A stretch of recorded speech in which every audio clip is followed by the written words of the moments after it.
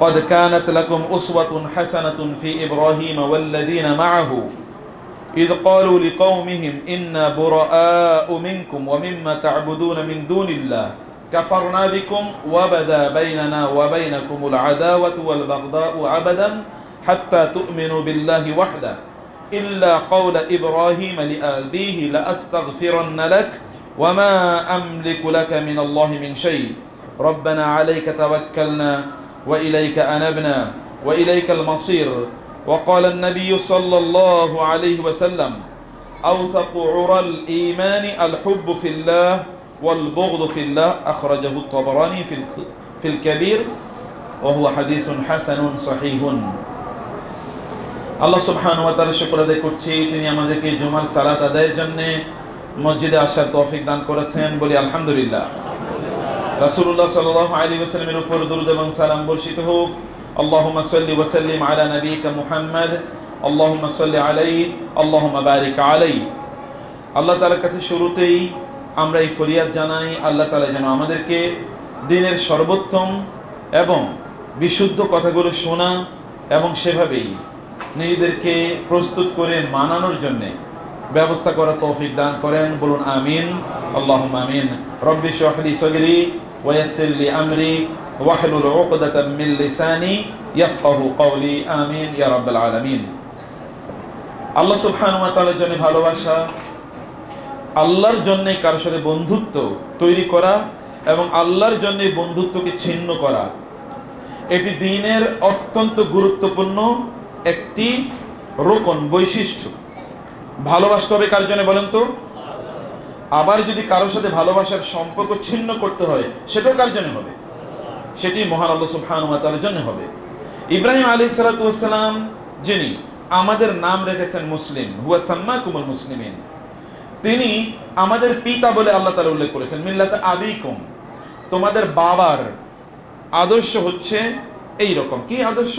সেটা হচ্ছে তিনি তার বাবাকে লক্ষ্য করে বলেছেন ইয়া আবাতি, হে বাবা, লিমা তা'বুদু মা লা ইয়াসমাউ ওয়া লা ইউবসিরু ওয়া লা ইউগনি আনকা শাইআ, বাবা তুমি কেন এমন জিনিসের উপাসনা করো, ইবাদত করো যা কিছু শুনতে পায় না, দেখতে পায় না এবং তোমার কোনো কল্যাণ করতে পারে না।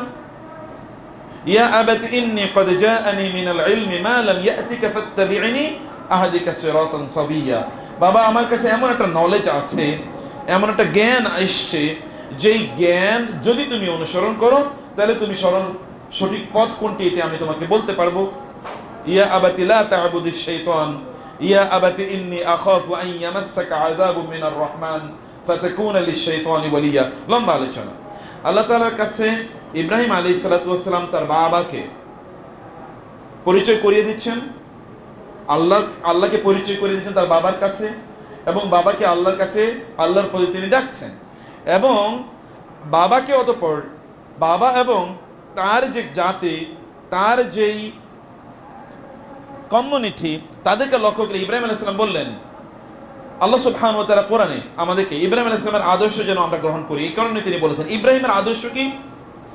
কাদ কানাত লাকুম উসওয়াতুন হাসানা, তোমাদের জন্য উত্তম আদর্শ রয়েছে ফি ইব্রাহিম, ইব্রাহিমের মধ্যে। কি? ইয ক্বালা লিকওমিহি, যখন তিনি তার জাতির উদ্দেশ্যে বললেন ইন্না বুরাআউ মিনকুম, আমরা তোমাদের কাছ থেকে সম্পর্ক ছিন্ন করলাম। ওয়া মিম্মা তা'বুদুনা মিন দুনিল্লাহ, আল্লাহকে বাদ দিয়ে যা কিছু তোমরা উপাসনা করো এগুলোর সাথে সম্পর্ক ছিন্ন করলাম। সম্পর্ক ছিন্ন করলাম কার সাথে? তোমাদের সাথে। বিকজ তোমরা আল্লাহ ছাড়া অন্য কারোর সাথে সম্পর্ক রাখো, আল্লাহকে বাদ দিয়ে অন্য কাউকে তোমরা আনুগত্য করো, আল্লাহকে বাদ দিয়ে অন্য কারো জীবন বিধানকে তোমরা গ্রহণ করেছো, আল্লাহর ইবাদত না করে অন্য কারো তোমরা ইবাদত করছো। এই কারণে তোমাদের সাথে we are severing our relation with you, তোমাদের সাথে সম্পর্ক ছিন্ন করলাম। একই কথা রাসূলুল্লাহ সাল্লাল্লাহু আলাইহি ওয়াসাল্লাম বলেছেন কোরআনে সূরাতুত তাওবা আল্লাহ তাআলা বলেন বারাআতুম মিনাল্লাহি ওয়া রাসূলিহি ইলাল্লাযিনা আহাদতুম মিনাল মুশরিকিন ফাসিরু ফিল আরদি আরবাআতা আশহুর। আল্লাহ তাআলা বললেন আল্লাহর পক্ষ থেকে মুশরিকদের সাথে, কাফেরদের সাথে সম্পর্ক ছিন্নের ঘোষণা দেয়া হলো। এখন থেকে মুশরিক এবং কাফেরদের সাথে কোনো সম্পর্ক থাকবে না, সম্পর্ক শেষ। এমনকি আপনি যাদের সাথে চুক্তিবদ্ধ হয়েছেন, হুদাইবিয়ার চুক্তি অথবা অন্য চুক্তি, এদেরকে 4 মাস সময় দেয়া হলো, ফাসিহু ফিল আরদি আরবাতা আশহুর, তোমরা এই জমিনে 4 মাস নির্বিঘ্নে ঘুরে বেড়াও। কিন্তু 4 মাস পরে আর এই চুক্তি থাকবে না, চুক্তি শেষ। কারণ চুক্তিগুলো তৈরি হয়েছিল কুফরের উপর ভিত্তি করে, শিরকের উপর ভিত্তি করে, জুলুমের উপর ভিত্তি করে, চুক্তি থাকবে না। ইব্রাহিম আলাইহিস সালাতু ওয়াস সালাম তার বাবাকে লক্ষ্য করে একই বলছেন এবং তার জাতিকে লক্ষ্য করে বলছেন, কাফারনা বিকুম, তোমাদের সাথে আমাদের সম্পর্ক ছিন্ন করলাম, ওয়াবাদা বাইনানা ওয়া বাইনাকুমুল আদাওয়াতু ওয়াল বাগদাউ আবাদান, তোমাদের সাথে চিরস্থায়ী শত্রুতার ঘোষণা প্রদান করলাম, কোনো বন্ধুত্ব নাই, এখন থেকে তোমাদের সাথে কোনো বন্ধুত্ব নাই, you are not our friends. তাইলে কি এটা আবাদান, এটা কন্টিনিউ চলবে, এটা কিয়ামত পর্যন্ত চলবে, চিরস্থায়ী থাকবে। হাত্তা তুমিনু বিল্লাহি ওয়াহদা, শর্ত হলো একটা, তোমাদেরকে আল্লাহর প্রতি ঈমান আনতে হবে। যদি আল্লাহর প্রতি ঈমান আনো তাইলে কেবলমাত্র আবার কি তোমাদের সাথে বন্ধুত্বের বন্ধন তৈরি হবে, আদারওয়াইজ কোনো বন্ধুত্ব নাই। হ্যাঁ, মানুষ হিসেবে তোমরা আমাদের কাছ থেকে জাস্ট ডিলিং অর্থাৎ উত্তম ব্যবহার পাবে, ন্যায় এবং ইনসাফ তোমরা পাবে, কিন্তু বন্ধুত্বের যে ইস্যুটি এটা থাকবে না। কারণ আল্লাহ সুবহানাহু ওয়া তাআলা কোরআনে বহু জায়গায় আমাদেরকে এই কথা বলেছেন, লা ইয়াত্তাখিযুল মুমিনুনাল কাফিরিনা আউলিয়া মিন দুনিল মুমিনিন, মুমিনরা কাফেরদেরকে মুমিনদেরকে বাদ দিয়ে বন্ধু হিসেবে গ্রহণ করে না। ইয়া আইয়ুহাল্লাযীনা আমানু, সূরাতুল মুমতাহিনা, লা তাত্তাখিযু আদুওয়ি ওয়া আদুওয়াকুম আউলিয়া তুলকুনা ইলাইহিম বিল মাওয়াদ্দা, হে ঈমানদাররা তোমরা আমার শত্রু এবং তোমাদের শত্রুদেরকে তোমাদের বন্ধু হিসেবে গ্রহণ করো না। আমার শত্রু এবং তোমাদের শত্রু যারা, তাদেরকে তোমরা বন্ধু হিসেবে গ্রহণ করো না। তোমরা ওদের কাছে ভালোবাসা প্রকাশ করো, ওদের কাছে তোমরা ভালো মানুষ সাজতে চাও, ভালো হিসেবে তোমরা নিজেদেরকে দেখাতে চাও, তোমরা খুবই ভালো মানুষ। কিন্তু ওয়ানা আ'লামু বিমা আখফাইতুম ওয়া মা আ'লানতুম, তোমরা কি গোপন করছো, তোমরা কি প্রকাশ করছো, গোপনে গোপনে কি সন্ধি চুক্তি করছো, কি ভালোবাসা প্রেম আদান প্রদান করছো, এগুলো আমি জানি। প্রকাশ্যে কি করছো সেটা যেমনি ভাবে জানি, গোপনে তোমরা কি করছো তাও আমি ভালো করে জানি। আল্লাহ তাআলা বলছেন সূরাতুল মুমতাহিনা শেষের দিকে নাজিলকৃত একটি সূরা, এই সকল আয়াতে এবং কোরআনে বহু জায়গায় আল্লাহ তাআলা বলেছেন, লা ইয়াত্তাখিযুল মুমিনুনাল কাফিরিনা আউলিয়া মিন দুনিল মুমিনিন, লা তাত্তাখিযু আল কাফিরিনা আউলিয়া, তোমরা মুমিনদেরকে বাদ দিয়ে কাফেরদেরকে বন্ধু বানায়ও না, কাফেরদেরকে তোমাদের অভিভাবক বানায়ও না, কাফেরদেরকে তোমাদের কনসালটেন্ট বানায়ও না, যে তোমরা তাদের কাছে যাবে, তারা তোমাদেরকে পরামর্শ দেবে, প্রেসক্রিপশন প্রদান করবে, তোমাদেরকে আইডিয়া প্রদান করবে, সেই আইডিয়া অনুসারে তোমরা চলবে। এটা তোমরা কখনোই করবে না। আল্লাহ সুবহানাহু ওয়া তাআলা তিনি বললেন, ওয়াদ্দু লাউ তাকফুরুনা কামা কাফারু ফাতাকুনুনা সাওয়া, কারণ এরা তোমাদের কাছ থেকে প্রত্যাশা করে এমন আচরণ যে তোমরাও যেন কুফরিপূর্ণ আচরণ করো, তাহলে ওরাও কাফের তোমরাও কাফের, তোমরা একই সময় হয়ে যাবে, ফাতাকুনুনা সাওয়া। এবং আল্লাহ তাআলা বলেছেন, ফালা তাত্তাখিযু মিনহুম আউলিয়া হাত্তা ইউহাজিরু ফি সাবিলিল্লাহ, এমন কি যেই সকল ব্যক্তিরা তাদের নিজেদেরকে মুমিন বলে দাবি করে, তারা যতক্ষণ না ইসলামের দেশগুলোতে হিজরত করে, যতক্ষণ না তারা একটি মানব রচিত সিস্টেম থেকে আল্লাহ তাআলার বিধানে নিজেদেরকে ট্রান্সফার না করে, ততক্ষণ পর্যন্ত এরা ঈমানদারি না, এরা ততক্ষণ পর্যন্ত মুমিনই না।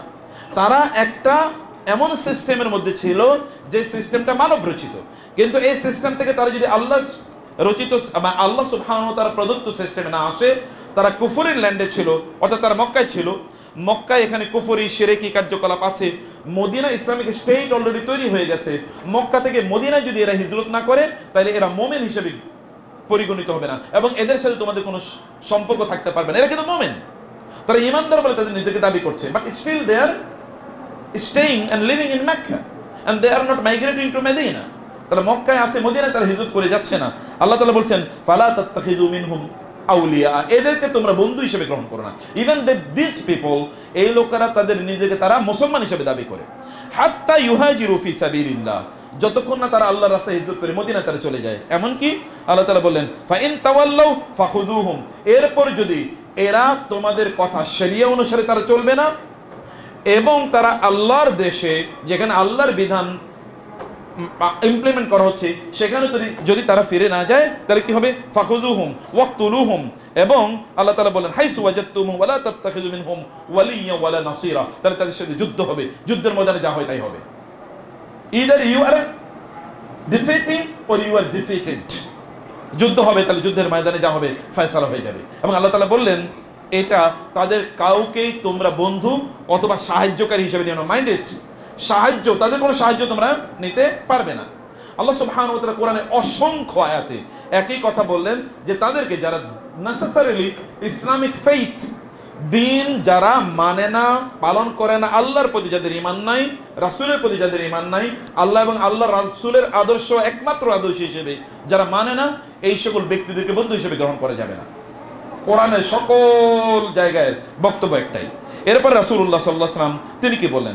রাসূলুল্লাহ সাল্লাল্লাহু আলাইহি ওয়াসাল্লাম বললেন, যেমন জাবির ইবনে আব্দুল্লাহ রাদিয়াল্লাহু তিনি বলছেন, জারির ইবনে আব্দুল্লাহ রাদিয়াল্লাহু তিনি বলছেন, বায়াতুন নবী সাল্লাল্লাহু আলাইহি ওয়াসাল্লাম আলা আন-নুসহি লিকুল্লি মুসলিমিন, আমি রাসূলের হাতে দুটো জিনিসের উপর ভিত্তি করে বায়াত করেছি।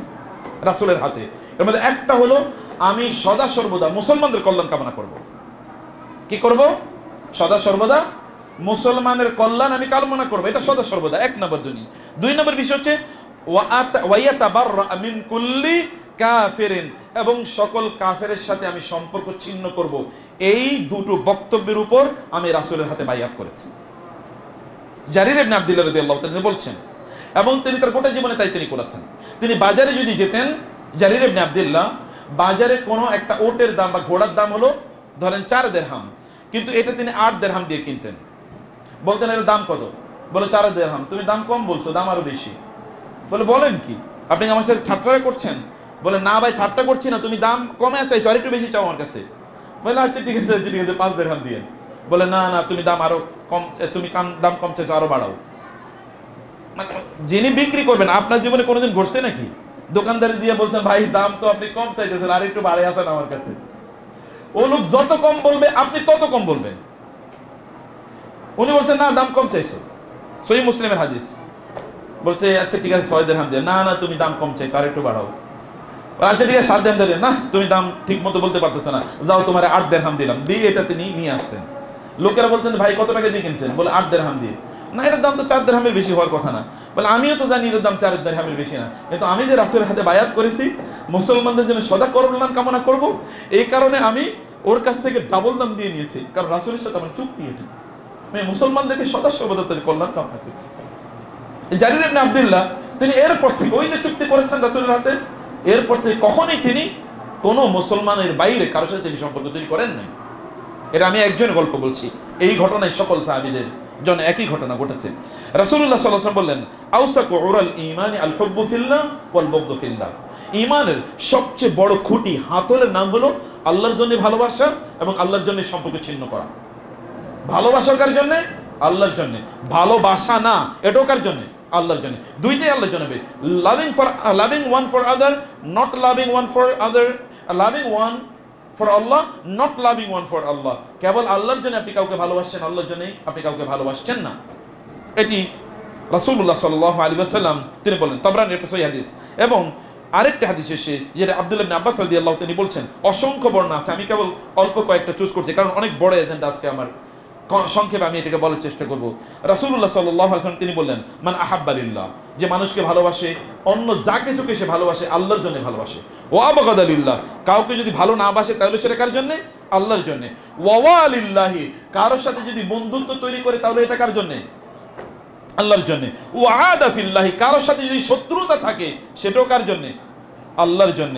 ফা ইন্নামা ইয়ানালু ওয়ালায়াতুল্লাহি বিযালিকা, কোন একজন ব্যক্তি যদি এটা এনশিওর করতে পারে তাহলে আল্লাহ তাআলা ওই ব্যক্তিকে তার বন্ধু বানিয়ে নেন। আল্লাহর বন্ধু হওয়া কি সাধারণ কথা নাকি? আল্লাহর বন্ধু হওয়া সাধারণ কথা না। ইন্নামা ওয়ালিয়ুকুমুল্লাহু ওয়া রাসূলুহু, আল্লাহ তোমাদের বন্ধু এবং তোমাদের রাসূল তোমাদের বন্ধু। আল্লাহ আপনার বন্ধু হয়ে যাবেন। আল্লাহ যদি আপনার বন্ধু হয়ে যান তাইলে কি আপনার কোনো ভয় আছে? কোনো বিপদ আছে? কেউ আপনার কেশাগ্র স্পর্শ করতে পারবে না। যদি আপনি আল্লাহর বন্ধুত্ব যদি অর্জন করতে পারেন, আল্লাহর বন্ধুত্ব অর্জন করতে হলে 4টি জিনিস করতে পারে। রাসূলুল্লাহ বলেছেন, আল্লাহর জন্য ভালোবাসা, আল্লাহর জন্য কাউকে না ভালোবাসা, আল্লাহর জন্য কাউকে বন্ধু বানানো, আল্লাহর জন্য বন্ধুত্ব ছিন্ন করা। আপনি আল্লাহর জন্য যদি কাজগুলো করেন, ওয়ালাই ইয়াজিদ আবদুন তুআমাল ঈমান হাত্তা ইয়াকুনা কাযালিকা, আপনি ঈমানের স্বাদ পাবেন না যতক্ষণ পর্যন্ত আপনি এটাকে এনশিওর করবেন না। এখন আপনি বলেন তো, আমরা কয়জন বলতে পারি যে ঈমানের স্বাদ আমরা পাইছি? আমার ঈমানটা খুবই মজা লাগে। আপনি ঈমানের স্বাদ কেমনে পাবেন? আমি তার একটা এক্সাম্পল বলি। নামাজ পড়তে গেলে আপনার লম্বা সময় জুড়ে নামাজ পড়তে মনে চায়, নামাজ শেষ না হোক আপনার মনে চায় নামাজটা যদি আরেকটু লম্বা করতে পারতাম, সেজদাটা যদি আরেকটু লম্বা করতে পারতাম। এরকম কয়বার আপনার মনে হয়েছে বলেন? যদি মনে না হয় তাহলে বুঝবেন ইমানের স্বাদ এখনো পান নাই। কোরআন তেলাওয়াত করতে বসছেন, আধা ঘন্টা তেলাওয়াত করছেন কিন্তু মনটা ভরে না, আরো তেলাওয়াত করছেন, আরো তেলাওয়াত করছেন, আরো তেলাওয়াত করছেন, আরো তেলাওয়াত করছেন, মন ভর্তি করে হৃদয়টাকে তৃপ্ত করে আপনি তেলাওয়াত করলেন, করতেই থাকলেন। তেলাওয়াত যত করতেন তত ভালো লাগতেছে। এরকম কবে হয়েছে? যদি না হয়ে থাকে তাহলে you have not yet tested ঈমান or had the test of ঈমান। আপনি এখন ঈমানের স্বাদই পান নাই।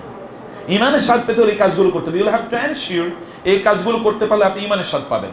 রাসূলুল্লাহ সাল্লাল্লাহু আলাইহি ওয়াসাল্লাম তিনি আমাদেরকে একথা বলেছেন। এখন আমি আপনাদেরকে কয়েকটা জিনিস একটু বলতে চাই যে আল্লাহ সুবহানাহু ওয়া তাআলার জন্য ভালোবাসা এবং আল্লাহর জন্য ঘৃণা বা আল্লাহ সুবহানাহুর জন্য ভালো না বাসা, অপছন্দ করা, তার কয়েকটি উদাহরণ আমি একটু আপনাদেরকে বলতে চাই।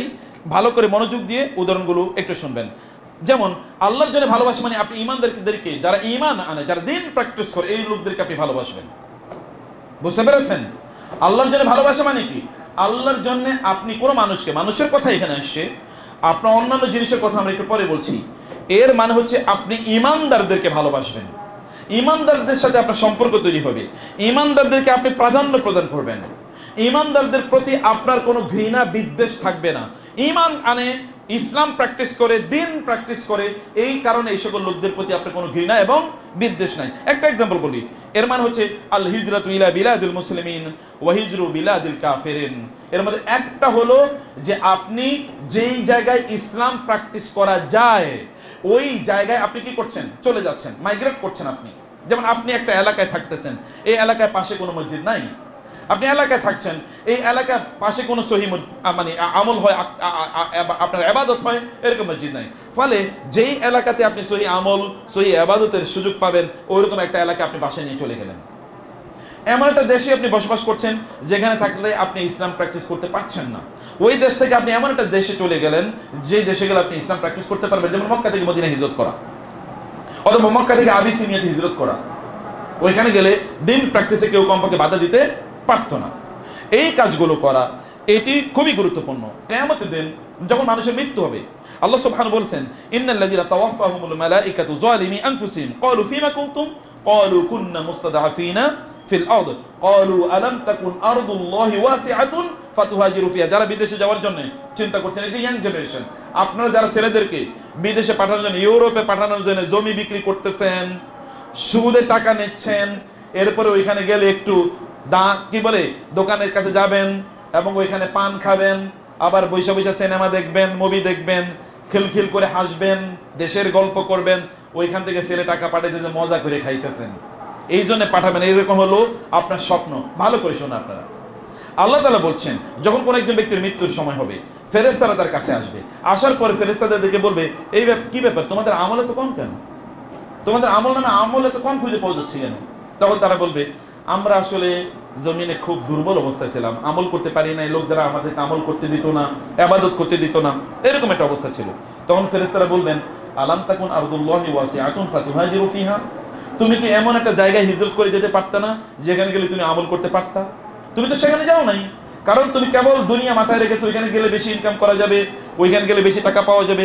এমনকি বাঙালিরা যখন ইউরোপ আমেরিকাতে চাকরি করে, অধিকাংশ তো হোটেলে চাকরি করে, আর হোটেলে ওখানে শুয়োর এবং মদ বিক্রি করা মাস্ট। ব্যবসা করতে হলে শুয়োর এবং মদ বিক্রি করাই লাগবে, আর এটাই মুসলমানরা সার্ভ করতেছে, অনেক টাকা পাইতেছে। আপনি বাংলাদেশে বৈশা আপনি অনেক স্বপ্ন দেখেন, মসজিদে এসে ইবাদত করেন, তাসবিহ তাহলিল পড়েন, পোলা যে টাকা পাঠাইছে পুরাটাই হারাম। এবং যেই টাকা সে ইনকাম করতেছে ওইখানে দিনের এক ফোঁটাও নাই, সে নিজেও নামাজ পড়ে না, এর মধ্যে খ্রিস্টান হয়েছে কিনা আপনি তাও জানেন না, খ্রিস্টানের বিয়ে করছে, ইহুদির বিয়ে করছে, আপনি তাও জানেন না, এরকম ভাবে জীবনযাপন করছে। আর আপনি মনে করতেছেন আপনি তো অনেক বড় আল্লাহর ওলি হয়ে গেছেন, আপনি মনে করছেন অনেক বড় আল্লাহর ওলি হয়ে গেছেন। আপনি কিন্তু অলরেডি দিনের যে মৌলিক বিধান সেখান থেকে আপনি কিন্তু বের হয়ে গেছেন, আপনি বুঝেনি না। অথবা আপনার সন্তান কিন্তু বের হয়ে গেছে, আপনি ওইখানে পাঠাচ্ছেন, আপনি নিশ্চিত করছেন না ওইখানে গিয়ে সে দিন প্র্যাকটিস করতে পারবে কিনা, অথবা তার পরবর্তী জেনারেশন দিন প্র্যাকটিস করতে পারবে কিনা। আমি ওইখানকার কথাই কেন বলি, অন্য কোনো মুসলিম দেশেও যদি আপনি যেখানে যাচ্ছেন ওইখানে যদি if there is no guarantee that you will be able to perform your religion, আপনি সেখানে গিয়ে আপনার দিনকে ঠিক করতে পারবেন, দিনদারি ঠিক রাখতে পারবেন, ইবাদতগুলো ঠিক করতে পারবেন, ওইরকম জায়গা যদি না থাকে ওইখানে যাওয়াই জায়েজ নাই। তাহলে মুসলমানরা যখন অন্য কোনো দেশে তারা রেসিডেন্সি তৈরি করার জন্য তারা ওইখানে মরিয়া হয়ে যায়, হোয়াট দ্য পারপাস? উদ্দেশ্য কি, লক্ষ্য কি, কেন তিনি এটা করছেন? তার উদ্দেশ্য কি? তার যদি উদ্দেশ্য হয় দুনিয়া, তাহলে যে আল ওয়ালা এবং আল বারা, আজকে আমি যেটা আলোচনা করছি, তাহলে ভালোবাসা আল্লাহর জন্য এবং ঘৃণাও আল্লাহর জন্য, বন্ধুত্ব আল্লাহর জন্য, শত্রুতা আল্লাহর জন্য। এটা তাহলে হচ্ছে না। আপনি মৃত্যুর সময় তখন ফেরেশতাদেরকে কি বলবেন? ফেরেশতাদের আপনি উত্তর দিতে পারবেন না আপনার এত কোটি টাকা কেন লাগতো, আপনার কেন বিশাল বড় দালান লাগবে কেন? এটা ছাড়া তো আপনি থাকতে পারতেন। আপনার আখিরাতের দালানের খবর কি? দুনিয়ার আপনার এত অর্থ, আখিরাতের অর্থের খবর কি? দুনিয়া এত সুখ, পোলাপাইনারে কষ্ট করে বড় করছি, এখন ওরা একটু বড় হয়ে ইনকাম করবো, আমরা একটু সুখে থাকবো। তো দুনিয়ার সুখ কয়দিনের, এরপরে সুখের খবর কি? তারপরে who will be talking about the সুখ in the hereafter, after your death? আপনার মৃত্যুর পর আপনার সুখের কথা কে বলবে? সেই সুখটা কে নিশ্চিত করবে? আল্লাহ সুবহানাহু ওয়া তাআলা বললেন, ফাউলাইকা মাওয়াহুম জাহান্নাম ওয়া সাআত মাসীরা। এই জাতীয় লোকেরা যারা ইসলাম প্র্যাকটিস করতে পারে নাই, দিন প্র্যাকটিস করতে পারে নাই, ঈমান এর চেতনা তাদের মধ্যে তৈরি হয় নাই, ইসলাম কি তা বুঝে না, ঈমান কি তা বুঝে না, আকীদা কি তা বুঝে না, আখলাক কি তা বুঝে না, এই সকল ব্যক্তিরা এগুলোকে প্রাধান্য দেয় না, কেবল দুনিয়া নিয়ে তারা ব্যস্ত ছিল। আল্লাহ তাআলা বললেন, উলাইকা মাওয়াহুম জাহান্নাম। এই জাতীয় লোকদের তাদের নিবাস, আবাস, তাদের বাসস্থান হবে জাহান্নাম, ওয়া সাআত মাসীরা। এটা খুবই ভয়াবহ একটা জায়গা। জাহান্নাম কেমন? জাহান্নাম কেমন? জাহান্নামের সবচেয়ে বড় শাস্তির উপকরণ হবে কি? আগুন। আগুনের কিছু, আপনার অত লম্বা আগুনের বিষয় যদি আপনি নাও বুঝেন, আপনার আঙ্গুলে শুধুমাত্র একটা দিয়াশলাই দিয়ে বা একটা ম্যাচ দিয়ে একটু পড়িয়ে দেন তো, এরপরে দেখেন তো কি অবস্থা হয়। শুধু এতটুকু, পুরো শরীর কিচ্ছু পড়ানো লাগবে না, এরপরে দেখেন কেমন লাগে। এরপরে আগুনে বা জাহান্নামে কি হবে এটা বুঝেন। আর জাহান্নামের আগুনে দুনিয়ার আগুনের তুলনায় কি কমপক্ষে 70 গুণ ভয়ঙ্কর। সেই জায়গায় এটা শাস্তির একটা উপকরণ, কিন্তু এরকম আরো অসংখ্য উপকরণ আছে শাস্তির। আল্লাহ সুবহানাহু ওয়া তাআলা জাহান্নামের বর্ণনা কোরআনে যেভাবে দিয়েছেন, এই বর্ণনাগুলো আপনাদের শোনা দরকার বা এই বর্ণনাগুলো আপনাদের পড়া দরকার। 2 নম্বর যে বিষয়টি প্রিয় ভাইরা এবং বোনেরা, তা হলো মুনাসারাতুল মুসলিমিন ও মুআনাতুহুম বিন-নাফসি। আপনি মুসলমানদেরকে সাহায্য সহযোগিতা করবেন এবং আপনি তাদেরকে আপনার জীবন দিয়ে, আপনার সম্পদ দিয়ে, আপনার মুখ দিয়ে তাদের যা যা প্রয়োজন সেই প্রয়োজন মেটানোর পক্ষে আপনি কাজ করবেন, তাদের দিন এবং তাদের দুনিয়ার। তার মানে হচ্ছে মুসলমানদের সাহায্যে আপনি এগিয়ে যাবেন। কার সাহায্যে এগিয়ে যাবেন? মুসলিমদের, দিনদার ব্যক্তির সাহায্যে আপনি এগিয়ে যাচ্ছেন। এই লোকটা দিন প্র্যাকটিস করে সে বিপদে পড়ে, তাকে আমি রক্ষা করার জন্য দৌড়ে যাচ্ছি। এই কাজটি আপনাকে করতে হবে। ওয়াল মুমিনুনা ওয়াল মুমিনাতু বা'দুহুম আউলিয়াউ বা'দ। মুমিনরা তারা পরস্পরের কি? বন্ধু। আল্লাহ তাআলা বলছেন, এবং আল্লাহ তাআলা বলছেন, ওয়া ইন ইসতানফারুকুম ফিদ-দীনি ফাআলাইকুমুন নাসরু ইল্লা আলা কওমিন বাইনাকুম ওয়া বাইনাহুম মিসাক। যদি মুসলমানরা তোমাদের কাছে কোনো সাহায্য চায়, তোমাদের জন্য ফরজ তাদেরকে সাহায্য করা। এখন আপনি বলেন আমাদের সমাজে আমরা কি করছি? আমাদের সবচেয়ে ভালো সম্পর্ক, আপনার ব্যবসা যখন করতে চান তখন কি আপনি মুসলমানকে প্রাধান্য দেন কিনা বলেন? আপনার অফিসে আপনি একটা লোক নিয়োগ দেবেন, এই নিয়োগ দেওয়ার ক্ষেত্রে আপনি কাকে প্রাধান্য দেন বলেন? কোরআনের বক্তব্য হচ্ছে মুসলমানকে প্রাধান্য দিতে হবে। আমি বলছি না যে আপনি একটা 2 নম্বর লোকের আপনি এখানে দায়িত্ব দেবেন। আমি বলছি এখানে আপনার যদি 2 জনের যোগ্যতাই যদি বেশি থাকে, তাহলে আপনি এখানে কাকে দায়িত্ব দেবেন? বুঝেন নাই কথা? 2 জনের যোগ্যতা বেশি, তাহলে আপনি এখানে প্রাধান্য দেবেন কাকে? রাসূলুল্লাহ সাল্লাল্লাহু আলাইহি ওয়াসাল্লাম কাকে প্রাধান্য দেওয়ার কথা বলেছেন? আল্লাহ কাউকে প্রাধান্য দেওয়ার কথা বলেছেন। আপনার অফিস, আপনার দোকানে 2 জন কাস্টমার আসলো, ভালো করে শুনুন, এগুলো আপনার দিনের কথা বলছি। আপনার দোকানে কাস্টমার এসে 2 জন, একজন মুসলিম আরেকজন অমুসলিম, আপনি কাকে প্রাধান্য দেবেন? আল্লাহ ইজ লুকিং অ্যাট ইউ। আল্লাহ কিন্তু আপনার দিকে তাকিয়ে আছেন।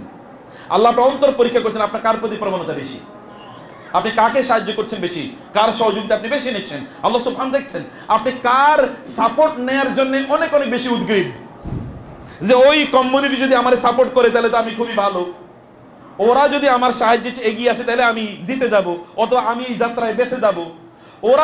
ওদেরকে যদি আমি একটু আমার পক্ষে রাখতে পারি তাহলে আমি বিশ্বের লোকজনের বিভিন্ন ধরনের সাপোর্ট পাবো। যদি আপনার চেতনা এটা থাকে তাহলে ইসলাম থেকে অনেক আগে আপনি বাইরে হয়ে গেছেন। আপনি তো বুঝেন নাই, আপনি যতই তাহাজ্জুদের নামাজ পড়েন আর কোরআন দিয়ে সকালবেলা শুরু করুন, কিচ্ছু কাজে আসবে না। বাট আল্লাহ সুবহানাহু ওয়া তাআলা এর শত্রু যারা, তাদেরকে আপনি আপনার বন্ধু বানাচ্ছেন, তাদেরকে আপনি আপনার সাহায্য সহযোগিতায় নিয়ে আসতেছেন, তাদেরকে মনে করছেন যে আপনি এরাই আপনাকে রক্ষা করবে, এদের পিছনে আপনি আপনার সকল ইনভেস্টমেন্ট অথবা আপনার সকল আয়োজন তাদের পেছনে আপনি করছেন। মুসলিমকে প্রাধান্য না দিয়ে অন্য কাউকে আপনি প্রাধান্য দিচ্ছেন। মুসলমানকে সাহায্য না করে অন্য কাউকে আপনি সাহায্য করছেন।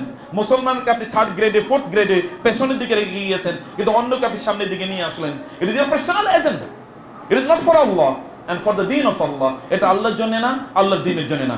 এটা যদি কেউ করেন, আমি আপনাদেরকে প্র্যাকটিক্যাল বলছি, আপনার দোকানে কাস্টমার, আপনি কার সাথে পার্টনারশিপ বিজনেস করবেন, আপনি কাকে চাকরিতে নিয়োগ করবেন, আপনার 1 নম্বর জিনিস দেখবেন আপনি যে তার স্কিল আছে কিনা, এটা 1 নম্বর। কিন্তু এরপরে যেটা স্কিল যদি সমান হয়, তাহলে আপনি যাকে প্রাধান্য দেবেন তাকে, অথবা আপনি মুসলমানের মধ্যে আপনার দ্বীনি ভাইয়ের মধ্যে স্কিল কার আছে তাকে আপনি প্রাধান্য দেন। It is his right and it is your responsibility. এটা তার দায়িত্ব, তার অধিকার, এবং আপনার এটা কি দায়িত্ব। এটা হচ্ছে আল ওয়ালা আল বারা, এটা হচ্ছে আল্লাহর জন্য ভালোবাসা এবং আল্লাহর জন্য কি সম্পর্ক রক্ষা করা, আল্লাহর জন্য সম্পর্ক ছিন্ন করা, এটা তার বৈশিষ্ট্য।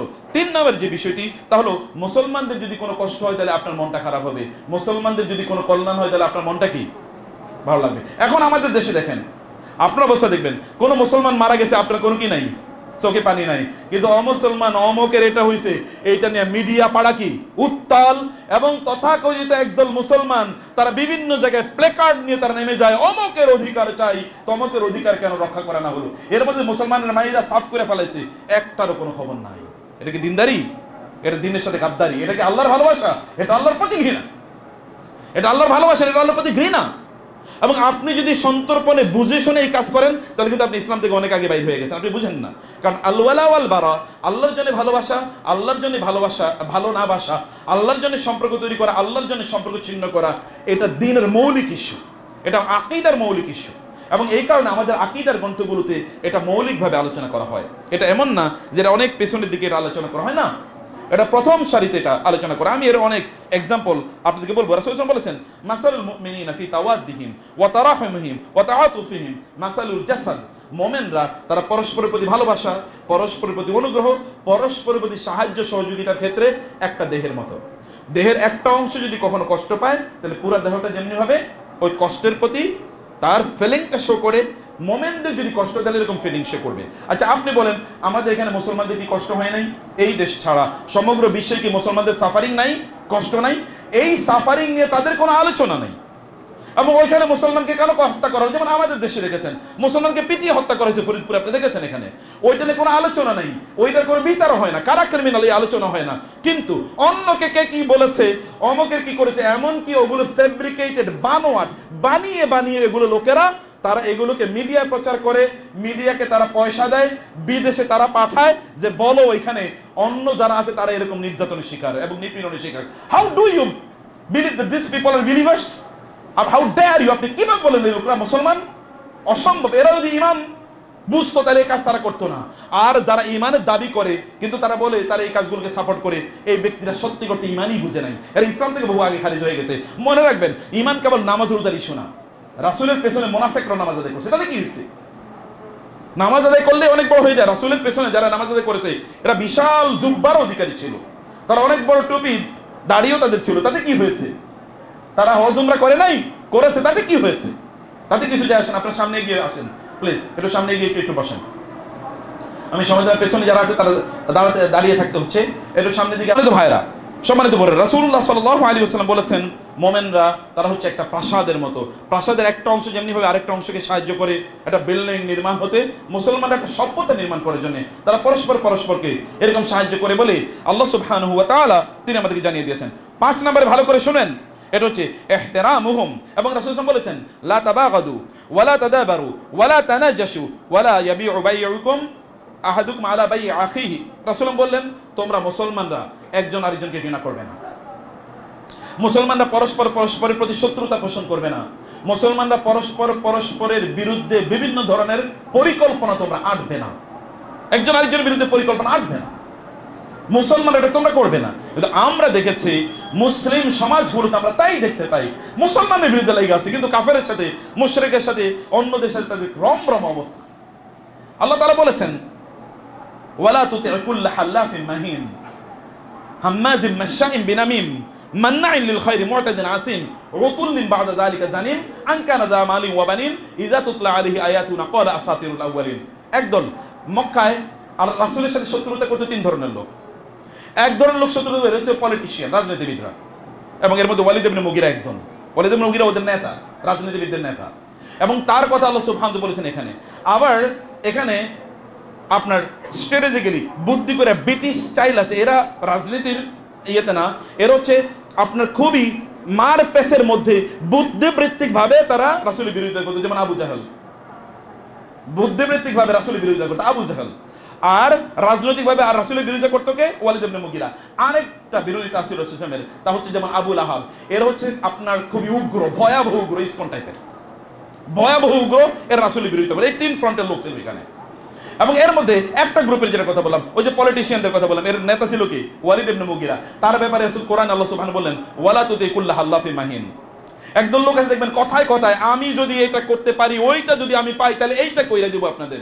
কেবল promise after promise after promise, কেবল ঘোষণা, কেবল ঘোষণা, এইটা পাইলে ওইটা দেবো, ওইটা পাইলে ওইটা দেবো, ওইটা পাইলে ওইটা দেবো। হাল্লাফ, নট হালেফ। হালেফ মানে কি? যে আপনাকে প্রতিশ্রুতি দেয়, আর হাল্লাফ মানে প্রচুর পরিমাণ প্রতিশ্রুতি, কেবল প্রতিশ্রুতি, আপনার প্রতিশ্রুতি। আমার যদি আপনি ক্ষমতা দেন, আমার যদি আপনি দায়িত্ব দেন, আমার যদি আপনি এই সুযোগ দেন, আমার যদি এটা করে দেন, আমি এটা করবো, এটা করবো, এটা করবো, কেবল বলতেই থাকে। মাহিন, ও অন্তরের দিক থেকে, ভিতরের দিক থেকে আসলেই খুবই ছোট লোক, আসলেই খুবই ছোট লোক, মনের দিক থেকে খুবই খারাপ, একেবারে নিচু জাত। আল্লাহ তাআলা বলছেন হাম্মাজিন মাশাইন বিনামিম। হাম্মাজ, এরা হচ্ছে সব চগলখড়ি ব্যস্ত। আপনার সামনে এসে আপনার সামনে আসবে, আপনি ভালো আছেন তো, মাশাআল্লাহ, অনেকদিন পরে আপনার সাথে দেখা হয়েছে। এরপরে একটু পরে গিয়ে বলবে, ওরে ধরতেছি। ও আবার ইসলামী শরীয়তের কথা বলে না, আবার এখানে ইসলামী আইনের কথা বলে, আবার এখানে দ্বীনের কথা, এখানে কোরআনের কথা বলে, এখানে হাদিসের কথা বলে, ধরতেছি। দেখবেন সব শিয়ালরা কিন্তু এক জায়গায় গিয়ে পরে একত্রিত হয়। ওরা সব কিন্তু দ্বীনের বিরুদ্ধে, ওরা কিন্তু সব এক। ওই যে যাদের কথা আল্লাহ তাআলা বলছেন, ওয়ালিদ ইবনে মুগিরার গোষ্ঠী, এই গোষ্ঠীরা সব মিলে আবার ওই জায়গায় গিয়ে দেখবেন সব তারা ইসলামের বিরুদ্ধে আবার এক জায়গায় একত্রিত হয়েছে। আল্লাহ সুবহানাহু ওয়া তাআলা বললেন যে তাদের অবস্থা হচ্ছে হাম্মাজিন মাশাইন বিনামিন। এরা যখন একত্রিত হয় দিনে এবং রাতে, ওরা যখন, তখন সব শিয়ালেরা একরা, এই শিয়ালরা যখন এক জায়গায় একত্রিত হয়, তখন এরা মুসলমানদের বিরুদ্ধে, ইসলামের বিরুদ্ধে সব তারা একাত্রা। তখন ওইখানে LGBTQ প্রতিষ্ঠিত করা লাগবে, এই ব্যাপারে তাদের ওইখানে ইসলাম কেন চলবে, কেন ইউনিভার্সিটিতে ইসলামিক ডিসকাশন হবে, কেন ওইখানে এটা হবে না। আমরা বিভিন্ন জায়গায় যাচ্ছি ইসলামিক সেমিনারে, যাওয়ার পর থেকে ওইখানে 2-3 দিন পর্যন্ত কেবল গান বাদ্য চলে, কারণ আমরা গিয়ে যদি একটু ভালো করেছি, শয়তান তার চেয়ে 10 গুণ বেশি আক্রমণ করে ওইখানে। এবং শয়তানের আক্রমণের সবচেয়ে বড় এজেন্ডা হচ্ছে ওয়াস্তাফজিজ। আল্লাহ সুবহানাহু বলেছেন, মানে ওয়াজলিব আলাইহিম বিসাউতিকা ওয়া রাজিলিকা ওয়া আজলিব আলাইহিম বিসাউতিকা, অর্থাৎ শয়তান তার আওয়াজের মাধ্যমে মানুষকে আঘাত করে আল্লাহর পথ থেকে দূরে সরিয়ে নিয়ে যায়। আর শয়তানের আওয়াজ কোনটা বলেন তো? শয়তানের আওয়াজ কোনটা? গান বাদ্য। বুঝেন নাই কেন? শয়তানের আওয়াজ মানে গান।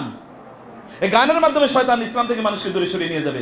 এখন দেখবেন ভার্সিটিগুলোতে অথবা কলেজগুলোতে, নামে পড়াশোনা কি হয় জানি না, কিন্তু ওইখানে ডাম ডোল অথবা ধরেন তবলা, গান ইত্যাদি, মানে কনসার্ট হিউজ আয়োজন হয়।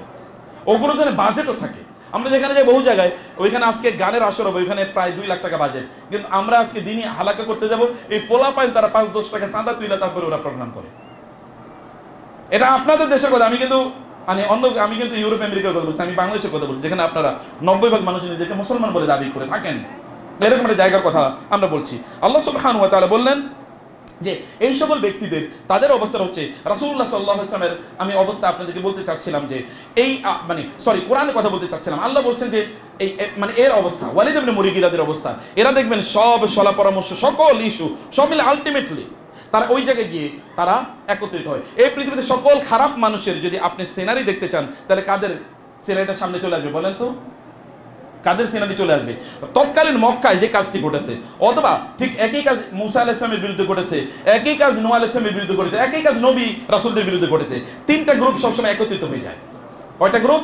3টা গ্রুপ। এর মধ্যে একটা গ্রুপ হলো যারা মানে রাজনীতি যারা করে, আরেকটা গ্রুপ হলো যারা ব্যবসা বাণিজ্য করে, এবং 3 নম্বর গ্রুপ হচ্ছে যারা বিভিন্নভাবে ধর্মীয় কার্যকলাপগুলো তারা কি করে, তারা ওগুলোর চ্যাম্পিয়ন, তারাই ধর্ম প্রচার করে, তারাই ধর্মের কি আপনার মানে সবচেয়ে বড়, মানে তারা দিনের সবচেয়ে বড় ধারক এবং বাহক। এই 3টা গ্রুপ সবসময় একত্রিত হয়ে গেছে, যুগ যুগ ধরে তারা একত্রিত হয়ে গেছে। যেমন ঈসা আলাইহিস সালামকে হত্যা করার জন্য 3 গ্রুপ একত্রিত হয়েছে, মুসা আলাইহিস সালামের বিরুদ্ধে 3 গ্রুপ একত্রিত হয়েছে, সবার বিরুদ্ধে, রাসূলের বিরুদ্ধে 3 গ্রুপ কিন্তু একত্রিত হয়েছে, রাসূলের বিরুদ্ধে 3 গ্রুপ একত্রিত হয়েছে। এখন 3 নম্বর গ্রুপ নিয়ে আপনার একটু টেনশন থাকবে। 1 নম্বর গ্রুপ কিছু পলিটিশিয়ান রয়েছে, ওয়ালিদ ইবনে মুগিরা। 2 নম্বর গ্রুপ কিন্তু আমি বলেছি আবু জাহাল বা আবু লাহাব, এইরকম গ্রুপের 2 নম্বর আছে। 3 নম্বর গ্রুপ যারা রিলিজিয়াস কমিউনিটি, এরা কারা? বাংলাদেশের প্রেক্ষাপটে মাজার পূজারীরা। দেখবেন বাংলাদেশের প্রেক্ষাপটে কোনটা? খাজা বাবার গ্রুপরা দেখবেন, সব খাজা বাবার গ্রুপ, সব মাজার পূজারি, এরা সব হচ্ছে কি ওই যারা অত্যাচারী তাদের সাথে, ওদের সাথে খুবই দহরম মহরম, আপনার সাথে কোনো সম্পর্কই নাই দেখবেন। সব ওরা এদের টুটি কিভাবে চেপে ধরবে, এদেরকে কিভাবে হত্যা করবে, এদেরকে কিভাবে ফাঁসি দেবে, এদেরকে কিভাবে মেরে ফেলবে, এদের দিন প্রচার কিভাবে বন্ধ করবে, এগুলো নিয়ে তারা একাত্রা। এই তিন গ্রুপ সব সময় একসাথে ছিল, কারণ এদের তিনদের এজেন্ডা কি? একই। কারণ তিনজনই ঘুরে ফিরে ব্যবসা করে, ব্যবসায়ীরা তারা রাজনীতি করবে, রাজনীতিবিদরা তারা ব্যবসা করবে, আর এরা মাঝে মাঝে গিয়ে কি তারা গির্জায় কিছু টাকা পয়সা দেবে, ঠিক আছে, গির্জার যারা মালিক অথবা যারা মন্দিরের মালিক অথবা জানেন যারা ওই যে কি হলো মাজারের যারা মালিক, তাদেরকে আপনি 10 কোটি টাকা আমি দিয়ে দিচ্ছি না, এখানে বিশাল বড় আপনি কি বলেন এই যে মসজিদ করেন, বিশাল বড় মাদ্রাসা করেন, বিশাল বড় কমপ্লেক্স করেন, বিশাল বড় এই করেন সেই করেন, এগুলো সব ঘুরে ফিরা আসলে এটাই একটা বিজনেস। আসলে এটা কি সব মিলে আলটিমেটলি মানি ম্যাটার্স, সব মিলে আসলে কাহিনী গিয়ে ওই জায়গায় গিয়ে দাঁড়িয়েছে, ওরাই সব নিয়ন্ত্রণ করে। এই তিনটা ক্লিক এটা কিন্তু সবসময় এক জায়গায়। আল্লাহ সুবহানাহু ওয়া তাআলা এই সকল ব্যক্তিদের একজন কথা বললেন, হাল্লা মানি হাম্মাজিন মাশাইন বিনামিন মান্নাইন লিল খায়রি মুতাদিন আসিম, কোনো ভালো কাজ করতে দেবে না। আপনি ভালো কাজ করতে যান, নো, তুমি ভালো কাজ করার কে? এবং আপনি যদি তাদের টোনে কথা বলেন তাহলে আপনি কোনো ডিস্টার্ব করবে না। আপনাকে কত টাকা লাগবে বলেন, আপনি অনেক বড় আলেম, ঠিক আছে, কত টাকা লাগবে দাও, তাহলে টাকা দাও, তাকে টাকা দিয়ে ভাসাইয়া দাও, তার পেছনে টাকার বন্যা বসাইয়া দাও। কারণ কি তিনি আপনার বিরুদ্ধে এস্টাবলিশমেন্টের বিরুদ্ধে কোনো চ্যালেঞ্জ করবেন, উনি খুব মিষ্টি মিষ্টি কথা বলে কোনো সমস্যা নেই, এবং ওনার প্রমোট লেটাস প্রমোট হিম, চলো আমরা তাকে প্রমোট করি। আর যদি আপনি একটু তার মানে তার টনক নয় এরকম যদি কোনো কথাবার্তা বলেন তো ধর ওরে মা, ওর এখানে থাকার কোনো সুযোগ নেই, তখন আপনার বিরুদ্ধে নারী কেলেঙ্কারি দেবে, তখন নারী কেলেঙ্কারি আপনার বিরুদ্ধে ইয়ে করবে, অথবা আপনার বিরুদ্ধে সন্ত্রাসের মামলা দেবে, জঙ্গিবাদের মামলা দেবে, আপনাকে পুলিশ দিয়ে হয়রানি করবে, এই করবে সেগুলো বহুত কিছু। আদারওয়াইজ আপনি if you don't challenge them তাহলে কোনো সমস্যা নেই। ব্যাস আল্লাহ সুবহানাহু ওয়া তাআলা বলছেন মান্নাইন লিল খায়র মুতাদিন আসিম, এরা সবসময় সীমা লঙ্ঘন করে, এবং আসিমের জন্মগতভাবে ক্রিমিনাল, এরা একেবারে আপনার ব্লাডের দিক থেকে ওর ক্রিমিনাল। ওতুল্লিন বাদা যালিকা জানিন আনকানা জামালি ওয়া মারিন, ওদের কি আছে? তাদের মানি আছে এবং তাদের ফলোয়ার আছে, তাদের কি আছে? তাদের টাকা আছে এবং কি ফলোয়ার, বিশাল গ্রুপ তাদেরকে সাহায্য করবে, এবং সকল অবস্থা তাদের পেছনে তারা দাঁড়িয়ে থাকবে, তাদের মধ্যে কোনো অনুশোচনা থাকবে না, অনুতাপ থাকবে না, তারা যে অন্যায় করছে এই অনুভূতিও তাদের মধ্যে থাকবে না, কিন্তু তারা দাঁড়িয়ে থাকবে যেই কোনো ভাবেই হোক না কেন আমরা এটাকে ধ্বংস করে দিতে চাই অর্জনকে, অথবা যেই কোনো ভাবে হোক না কেন আমরা এটাকে আবার দখল করতে চাই, এই মানসিকতা এই সকল লোকদের মধ্যে থাকে সদস্যরা, তারা এগুলো এই চিন্তা চেতনা নিয়ে এই লোকগুলো থাকে। আল্লাহ সুবহানাহু ওয়া তাআলা ওয়ালিদ ইবনে মুগীরার এই আলোচনা লম্বা করতে গিয়ে ওই কোরআনে কেবল ওয়ালিদ ইবনে মুগীরার ব্যাপারে এত লম্বা আলোচনা এসেছে, কোরআনে আল্লাহ সুবহানাহু ওয়া তাআলা কোন একজন ব্যক্তিকে ধরে এত গুণ এত তার মানে বদ গুণ এত আলোচনা করেছেন কোথাও নাই। ওয়াইলুল লিকুল্লি হুমাযাতিল লুমাযা এতটুকু সর্বোচ্চ আছে, কিন্তু এখানে দেখেন মনে হচ্ছে যেন শেষ হয় না। এবং ইযা তুতলা আলাইহি আয়াতুনা ক্বাল আসাতিরুল আউয়ালিন, কোরআন আয়াত যদি তাদের উপর উচ্চারণ করা হয়, আল্লাহর দিন বা শরীয়তের কথা যদি তাদেরকে বলা হয়, বলে এগুলো এই বাপদাদাদের যুগের, এগুলো সেই মানদাতার আমলের কিছু, এখন কি আর আমাদের বিজ্ঞানের যুগে চলে নাকি? এখন আমরা উন্নতির যুগে চলি, অগ্রগতির যুগে চলি, আমরা এখন প্রগতির যুগে চলি, আমরা এখন বুদ্ধিজীবীর যুগে চলি, আমাদের ওই প্রাচীন আমলের ওগুলো কি আর আমাদের কাজে লাগে নাকি? এগুলো বলে তারা এগুলোকে সব দূরে সরিয়ে দেয়, ওগুলো তাদের এজেন্ডায় থাকে না, তাদের সিলেবাসে থাকে না, সিলেবাস থেকে তারা ওগুলো বাদ দিয়ে দেবে, বাদ দিয়ে তারা ওইখানে নতুন জিনিস ঢোকাবে। মানুষকে প্রগতিশীল হওয়া লাগবে না, আমাদের উন্নতি লাগবে না, অগ্রগতি লাগবে না, আমরা ভালো থাকতে হবে না, আমাদের ইউরোপের মতো আগে যাইতে হবে না, তার ইউরোপের মতো আগে যাওয়া লাগবে, কিন্তু তার কোনোভাবে মদিনা বা মক্কার মতো করে তাকে এগিয়ে যেতে হবে না। দ্বীনের ক্ষেত্রে কোনো আগানো নাই, দুনিয়ার ক্ষেত্রে সে আগানো যাবে, ওগুলোকে সে আমাদেরকে এজেন্ডা হিসেবে দেখায়। ওয়ালিদ ইবনে মুগীরা যুগ যুগ ধরে তারা এই কাজটা করেছে। আপনাদেরকে বুঝতে হবে প্রিয় ভাইরা, ইমানদারদের সাথে আপনার সম্পর্কটা আপনি ওয়ালা এবং বারাতে আপনি আছেন কিনা, এবং ওয়ালা এবং বারার আটুল ইহতিরামুহু তাওকিরুহুম ওয়া আদমু তানাক্কুসিম ওয়া আইবিহিম, যে আপনি মুমিনদেরকে আপনি সম্মান করবেন। আপনি সম্মান করবেন কাদেরকে? ইমানদারদেরকে। ইমানের কারণে লোকটাকে সম্মান করছেন এবং আপনি তাকে মর্যাদা দিচ্ছেন, it is only because of his ইমান। আপনি কোন একটা লোকের যদি দাড়ি লম্বা দেখেন, আপনি তাকে কি করছেন? সম্মান করে আসসালামু আলাইকুম দিচ্ছেন। আপনি এই কারণে সমাজে ও তো এলাকার পাতি মাস্তান, ওরে যদি আমি সালাম না দিতে তো আমার কি যেন হয়, ও তো এলাকার মোড়ল, ওরে যদি আমি সালাম না দিতে তো আমার ওই কাজটা হবে না, আমার ওই ঝামেলায় ফেলে দেবে, আপনি তার এই উদ্দেশ্যে দিচ্ছেন। অথচ ইমানদারকে আপনি মসজিদের ইমামের সালাম দেয় না। এলাকায় এতদিন পর্যন্ত দেখেছি ইমাম সাহেব যত সালাম পায় এলাকার পাতি মাস্তান তার চেয়ে বেশি সালাম পায়, এরকম হয়েছে না? আলেমদের সাথে সম্পর্ক নাই, দিনদার লোকদের সাথে সম্পর্ক নাই, মদখোরের সাথে সম্পর্ক, এবং ওটা ছবি দেয় প্রিয় অভিভাবকের ছায়ায় আসি, প্রিয় অভিভাবকের ছায়ার তলে আছি আমি, এরকমই তো আমরা দেখেছি। এই কালচার তৈরি হয়েছে, এই কালচার গোটা পৃথিবী জুড়ে তারা তৈরি করে দেয়। আপনাকে ইমানদারদের সাথে আপনার রিলেশনটা কি, that defines your relation with Allah. আপনার আল্লাহর সাথে সম্পর্ক কি?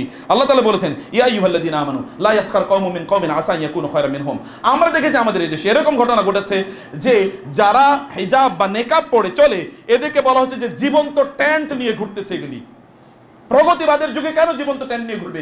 আমরা দেখেছি বিশ্ববিদ্যালয়ে মেয়েদেরকে বলা হয়েছে যারা হিজাব পরে যে কেন এখানে হিজাব পরে আসতে হবে, হিজাব পরে যদি আসতে হয় তাহলে মাদ্রাসায় গিয়ে পড়ুক। এখানে এই লোকেরা এই সকল কথাবার্তা বলেছে এবং আমরা দেখেছি আবার এরা ইমানের ধ্বজাধারী, এরা ইসলামও প্র্যাকটিস করে বলে হজ উমরাও করে, আমরা তা দেখেছি।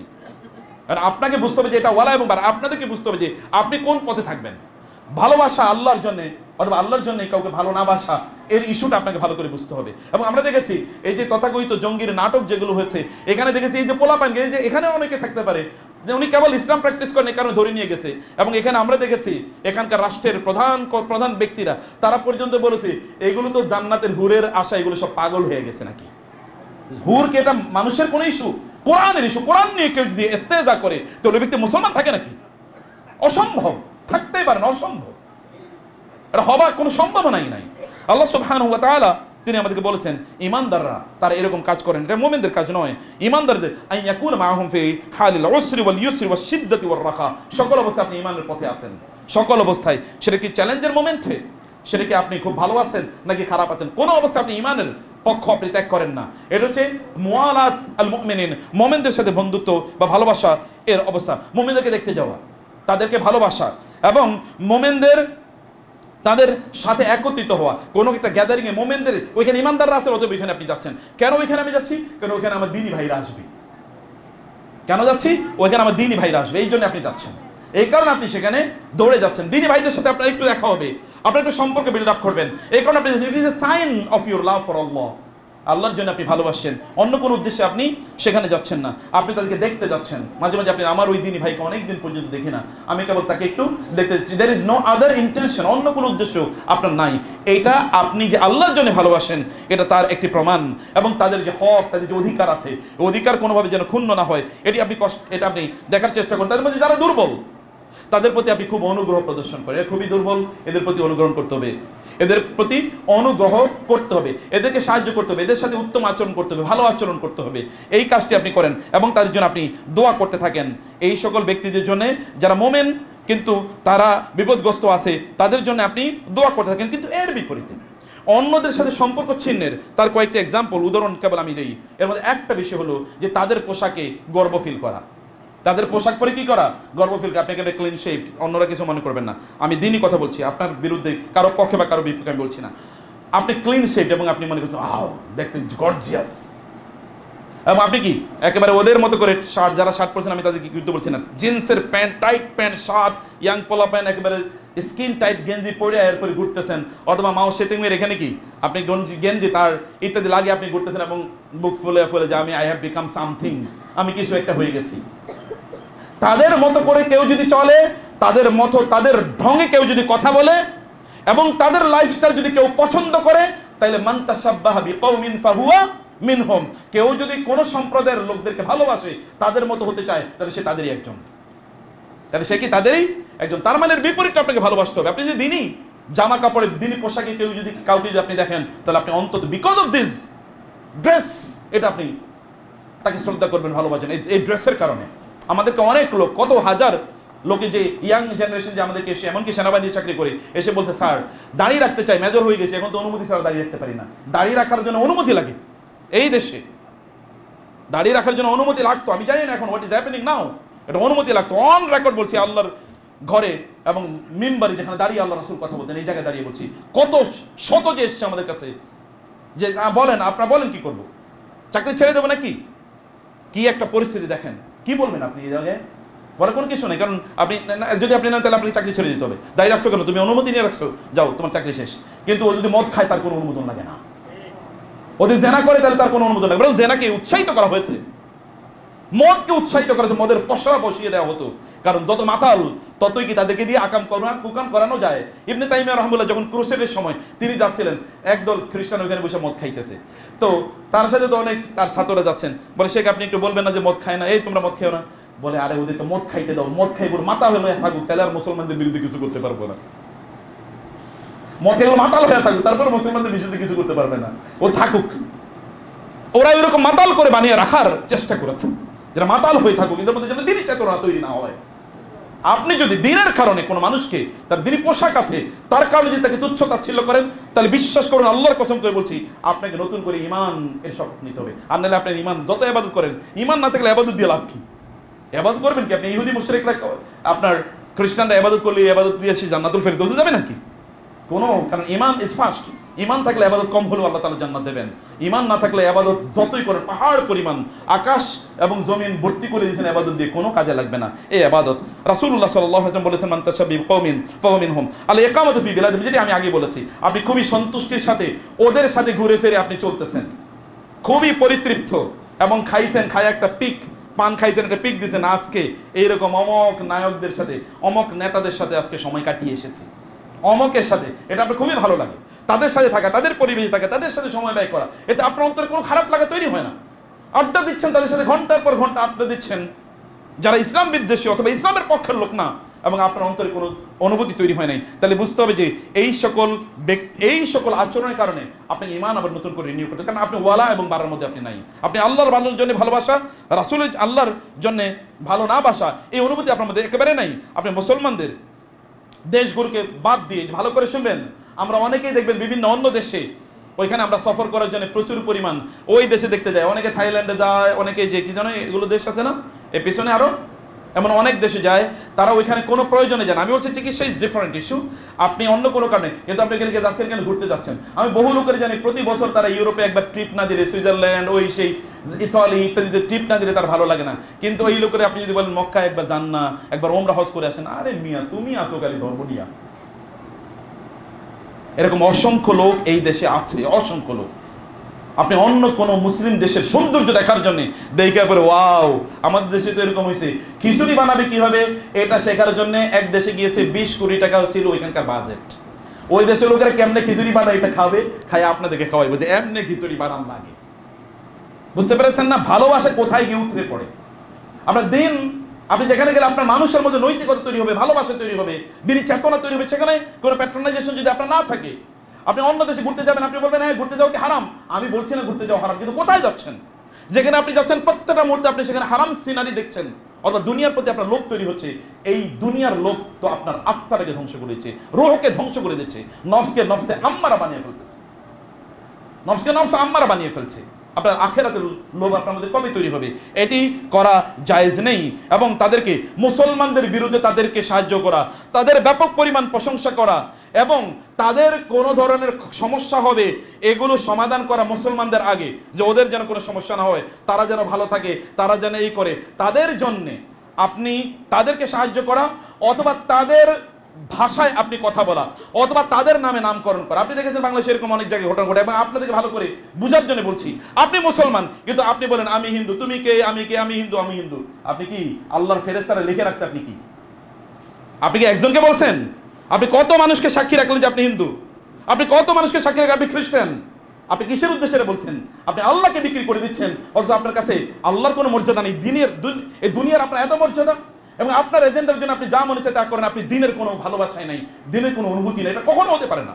এটা কোনো মুমিনের ক্যারেক্টার হতে পারে না, এটা কোনো মুসলমানের ক্যারেক্টার হতে পারে না। কেউ যদি এটা করে তাহলে আবার তাকে নতুন করে ইসলাম গ্রহণ করতে হবে।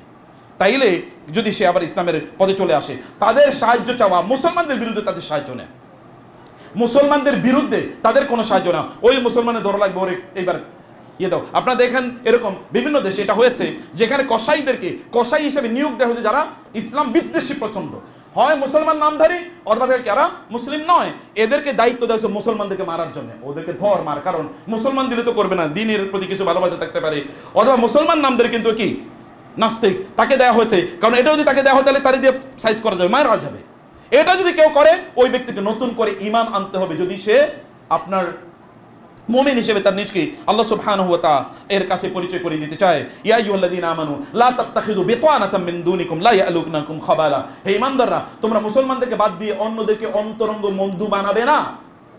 লা ইয়ালুকুনাকুম খাবালা, তারা তোমাদের ক্ষতি করার জন্য এমন কোনো জিনিস নাই যেটা তারা করবে না, সব তারা করবে। ওয়াদ্দু মা আনিতুম, তারা চায় তোমাদের বিপদ পড়ুক। কদ বাদাতিল বাগদাউ মিন আফওয়াহিম ওয়া মা তুখফি সুদুরুহুম আকবার, তাদের অন্তর থেকে, তাদের মুখ থেকে বিদ্বেষ প্রকাশিত হয়েছে, তাদের অন্তরে তোমাদের বিরুদ্ধে প্রচন্ড ঘৃণা রাখে। তুমি মুসলমান, এটাই তার তোমার বিরুদ্ধে ঘৃণা হিসেবে যথেষ্ট, আর কিছু লাগে না। এই কারণে সে তোমার সাথে হয়তো বা প্রকাশ্যে বন্ধুত্ব প্রদর্শন করছে, কিন্তু ভিতরে ভিতরে সে কিন্তু তোমার শত্রু। আল্লাহ বলছেন, যিনি মানুষের অন্তরে সৃষ্টি করছে, যিনি মানুষের অন্তর্যামী, তিনি কথা বলছেন। তারপর আপনি অ্যাপারেন্টলি বাধ্যত তাদের সাহায্য নিচ্ছেন কাদের বিরুদ্ধে? মুসলমানদের বিরুদ্ধে। মুসলমানকে কিভাবে সাহায্য করবেন, মুসলমানের কিভাবে ক্ষতি করবেন, ইত্তকারের কারণে আপনি মুসলমানদের রাষ্ট্রগুলো বা দেশগুলো কিভাবে ক্ষতিগ্রস্ত হবে, এই কারণে আপনি অন্যের সাথে যখন চুক্তি বা মৈত্রী তৈরি করেন, তখন আপনি ইসলাম বিদ্বেষী হয়ে গেলেন, আল্লাহর বিদ্বেষী, আল্লাহ রাসূলের বিদ্বেষী, আল্লাহর দিন বিদ্বেষী, তখন আপনি বলে পরিগণিত হন। এটা আল্লাহ সুবহানাহু ওয়া তাআলা এবং আল্লাহ রাসূল সাল্লাল্লাহু আলাইহি ওয়াসাল্লাম এটা বলেছেন। এমনকি দেখেন, আমি যদি আপনাদেরকে এখন বলি আজকে হিজরি ক্যালেন্ডারে আজকে কত তারিখ, মোস্ট অফ দ্য পিপল আপনার বলতে পারবেন না আজকে কত তারিখ, আপনি লাভ দিয়ে বলবেন ইংরেজি। আপনার নবী সাল্লাল্লাহু আলাইহি ওয়াসাল্লাম তার ভালোবাসায়, তার হিজরতের ভালোবাসায় ওমর রাদিয়াল্লাহু তাআলা তৎকালীন আরবের ক্যালেন্ডার পর্যন্ত চেঞ্জ করে দিয়েছেন, হিজরি ক্যালেন্ডার আবিষ্কার করেছেন। এখন আমাদের পোলাপাইন হিজরি নামগুলি বলতে পারেনি অধিকাংশ, মানে হিজরি ক্যালেন্ডার মাসের নামগুলি বলতে পারবে কিনা। হীনমন্যতা তৈরি হবে না কেন? দিনের ভালোবাসা কোত্থেকে তৈরি হবে? এমনিই তৈরি হয় দিনের ভালোবাসা। দিনের ভালোবাসা তৈরি করার জন্য এটা খুবই গুরুত্বপূর্ণ। তাদের যেই সকল উৎসবগুলো, এই সকল উৎসবে অংশগ্রহণ করা অথবা ওই সকল উৎসবগুলোকে সাপোর্ট করা অথবা ওই সকল উৎসবগুলোকে আপনি প্রমোট করা যদি করে থাকেন, স্পন্সর করা যদি করে থাকেন, তাহলে আপনি আল ওয়ালা এবং আল করে ঈমান রিনিউ করতে হবে। এখন দেখবেন বাংলাদেশের মুসলমানরা তারা খুব আনন্দ করে তারা অমুকের মন্দির, তমকের গির্জা, তমকের এগুলো পাহারা দেওয়ার জন্য ওইখানে থাকে। আমি বলেছি, কে তাকে এই দায়িত্ব দিয়েছে? এই অনুমতিটা কে দিয়েছে? এই দায়িত্বটা আপনার না, এটা দায়িত্ব রাষ্ট্র পালন করলে করুক, কিন্তু আপনি কি? আপনাকে কেন এটা করতে হবে? এটা তাদের জিনিস, তাদের এটা করুক, এটা দায়িত্ব। নবী রাসূলুল্লাহ কোনোদিন করেন না সাহাবায়ে কেরাম দায়িত্ব পালন করেন। হ্যাঁ, তাদের অধিকার ক্ষুণ্ণ করা যাবে না কোনো অবস্থায়, সেখানে আক্রমণ করা যাবে না কোনো অবস্থায়, কিন্তু আপনার পাহারাদারকে আপনি কি সেটা পাহারা দিতে যান? মুসলমান কই মসজিদে কোনোদিন পাহারা দিতে আসেনি, মসজিদে খুঁজেও পাওয়া যান, কিন্তু ওইটা পাহারা দিতে গেছে। ওইটার এগুলো সব ভালোবাসার প্রকাশ, ভালোবাসার আনকমন নাম খুঁজতে গিয়ে এখন এমন আনকমন শুরু করে দিল যে এর মধ্যে কোনো ইসলাম নাই এবং কোনো কিছু নাই, এবং তাদের জন্য খুবই মায়া কান্না করা, তাদের এটা হয়েছে, তাদের ওইটা হয়েছে। এটা যদি কেউ করে থাকে তাইলে এই সকল ব্যক্তিরা তার দিন থেকে পরিপূর্ণভাবে তারা খারিজ হয়ে গেছে। সাহাবায়ে কেরাম তারা কি করেছেন? সাহাবায়ে কেরামরা সামান্য ইস্যুতে তারা ঈমানের প্রশ্নে কোনোভাবেই তারা কম্প্রোমাইজ করেন নাই। ঈমানের প্রশ্নে তারা কোনোভাবেই তারা কম্প্রোমাইজ করেন নাই। সাদ বিন আপনার যায়েদ বিন দাসিনা রাদিয়াল্লাহু তাআলা আনহু তাকে যখন কুরাইশরা হত্যা করে, তখন আবু সুফিয়ান কেবল বলছিল, তুমি একবার একটু চিন্তা করো, কেবল এতটুকু বলো, যদি তুমি এখন তোমার ঘরে থাকতা, মুহাম্মদ সাল্লাল্লাহু আলাইহি ওয়াসাল্লাম যদি কেবল এখানে থাকতো, তাইলে তোমার কেমন লাগতো? শুধু এতটুকু বলো। বলে আল্লাহর কসম করে বলি, আল্লাহর রাসূল তার ঘরে থেকেও তার গায়ে এক ফোঁটা একটি কাঁটা বিজবে এবং তিনি একটু কষ্ট পাবেন, এটা আমার জীবন থাকতে আমি কোনোদিন চিন্তা করতে পারি না।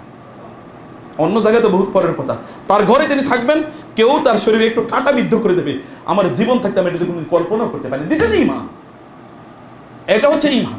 আল্লাহ রাসূলের নামে কেউ যদি কিছু বলে তাহলে আপনার কোনো কিছু লাগে না, কিন্তু আপনার বাপের নামে কিছু বললেই কি আপনার দর মার খা। আল্লাহ রাসূল কি? আল্লাহ কি? আল্লাহ দিন কি? আল্লাহ দিনকে আপনার প্রাধান্য আছে কিনা ভাইরা? সেজন্য বলছি আল্লাহ দিনকে প্রাধান্য দিতে হবে। যদি আপনি সত্যি করতে আল্লাহর পক্ষের লোক হয়ে থাকেন, আল্লাহর দিনকে প্রাধান্য দিতে হবে, আল্লাহর দিনের পক্ষে আপনাকে থাকতে হবে, সে যাই হোক না কেন। এবং কোনো অন্যায় করলে অনুশোচনা আপনার মধ্যে তৈরি করতে হবে। তাওবা করে ফিরে আসুন, আল্লাহর দিনের কাছে ফিরে আসুন।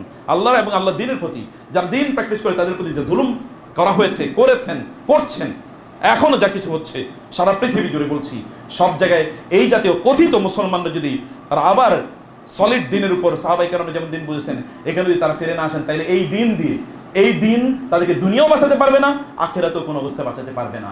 মহান আল্লাহ সুবহানাহু ওয়া তাআলা আমাদেরকে কেবল আল্লাহর জন্য ভালোবাসা, এবং কাউকে যদি ভালো না বাসি তাহলে সেটা আল্লাহর জন্য, এইরকম কারোর সাথে বন্ধুত্ব সেটাও আল্লাহর জন্য, কারোর সাথে বন্ধুত্ব ছিন্ন করা এটাও আল্লাহর জন্য, এইরকম শক্তিশালী ঈমানের মালিক হওয়ার তৌফিক দান করুন। আল্লাহুম্মা আমিন। আকুলু কওলি হাযা ওয়া আস্তাগফিরুল্লাহ লি ওয়া লাকুম ওয়া লিসাইরিল মুসলিমিন ফাস্তাগফিরু ইন্নাহু হুয়াল গফুরুর রহিম।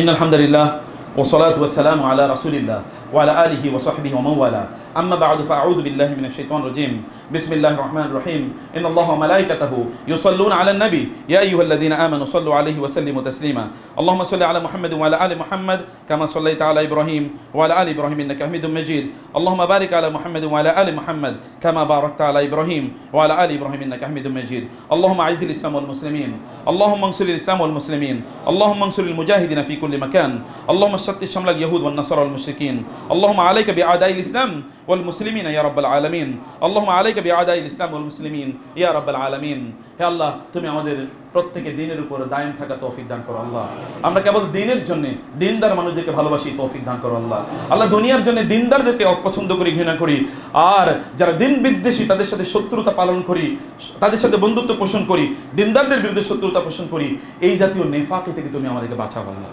তোমার সামনে যখন আমরা যাব তখন তোমার পক্ষের লোক হয়ে যেন আমরা দাঁড়াতে পারি তোমার সামনে যখন আমরা যাব তখন তোমার বিপক্ষে যারা যাদেরকে তুমি শত্রু হিসেবে ঘোষণা করেছো যাদেরকে তোমার রাসূল শত্রু বলে ঘোষণা করেছে তাদের সাথে আমাদের বন্ধুত্ব ছিল তাদের প্রতি আমাদের ভালোবাসা ছিল তাদের প্রতি দুর্বলতা ছিল তাদের কোনো না কোনো স্বার্থে তাদেরকে আমরা সাপোর্ট করেছি তাদেরকে প্রমোট করেছি তাদেরকে গুরুত্বপূর্ণ দায়িত্ব দিয়েছি মুসলমানদের ক্ষতি করার জন্য তাদেরকে অ্যাসাইনমেন্ট দিয়েছি এরকম কোনো কাজ যদি করে থাকে আল্লাহ তোমার কাছে ক্ষমা চাই তুমি আমাদেরকে মাফ করে দাও আল্লাহ তুমি আমাদের এই দেশটাকে দিনের জন্য কবুল করে নাও আল্লাহ এখানে এত মানুষ তারা মসজিদে জুমার দিন এখানে আল্লাহ করে বাইরে দাঁড়াতে হয় সমগ্র বাংলাদেশে একই অবস্থা এই দেশে কেন দিন প্রতিষ্ঠিত হবে না আল্লাহ এদের কেন দিন প্রতিষ্ঠিত হবে না আমাদের অন্তরে তোমার দিনের ভালোবাসা তৈরি করে দাও আমরা যেন বুঝি দিনই আমাদের জন্য একমাত্র কল্যাণ আমরা যেন বুঝি দিনই কেবল আমাদেরকে বাঁচাতে পারে দুনিয়া এবং আখিরাতে সেই অনুভূতি আমাদের মধ্যে তৈরি করে দাও আল্লাহ তুমি আমাদের সবার ঘরগুলোকে জান্নাতি পরিবার হিসেবে কবুল করে নাও আমাদের পরিবারগুলোকে তুমি দিনই পরিবার হিসেবে কবুল করে নাও আমাদের রাষ্ট্রের মধ্যে তুমি দিন রাষ্ট্রের চরিত্রের মধ্যে তুমি দিন তৈরি করে দাও যারা রাষ্ট্রের যখনই যারা দায়িত্ব নেবে তাদের অন্তরে তোমার ভয় এবং তোমার ভালোবাসা তৈরি করে দাও তোমার রাসূলের ভালোবাসা তাদের অন্তরে তৈরি করে দাও এবং শরিয়ার প্রতি ভালোবাসা তাদের অন্তরে তৈরি করে দাও ইবাদাল্লাহ রাহমাকুমুল্লাহ ইন্নাল্লাহা ইয়ামুরু বিল আদলি ওয়াল ইহসান ওয়া ইতাই যিল কুরবা ওয়া ইয়ানহা আনিল ফাহশাই ওয়াল মুনকারি ওয়াল বাগই ইয়াইযুকুম লাআল্লাকুম তাযাক্কারুন ফাযকুরুনি আযকুরুকুম ওয়াশকুরু লি ওয়া লা তাকফুরুন দাঁড়িয়ে কাতারগুলো সোজা করে নিন